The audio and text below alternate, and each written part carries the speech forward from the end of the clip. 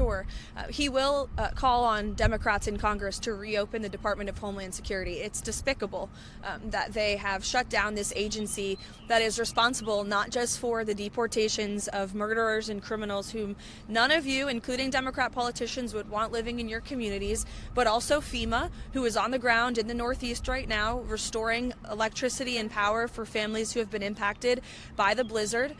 You look at your United States Coast Guard, men and women who are not being paid because of Democrat politicians who have shut down the Department of Homeland Security, the United States Secret Service, which of course is essential to protecting the President of the United States. They just did honorably this past weekend when an armed crazy person intruded at the President's personal property in Florida. These are great men and women who are working around the clock to keep our homeland safe, and it's terrible that Democrat politicians have shut them down. And it is impacting TSA as well, which is why they have been updating the guidance. As for internal deliberations on that, I would defer you to the Department of Homeland Security directly.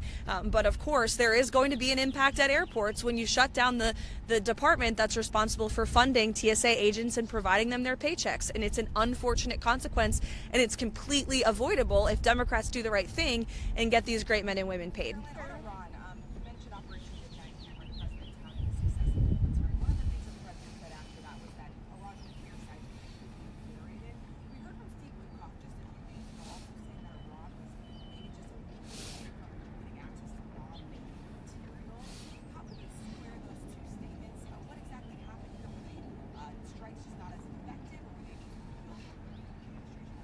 No, the president's initial statement, and the president reiterated that statement last night on True Social, that Operation Midnight Hammer was an overwhelmingly successful mission that did, in fact, obliterate Iran's nuclear facilities. That is not just verified by the President of the United States, but also the International Atomic Energy Commission as well.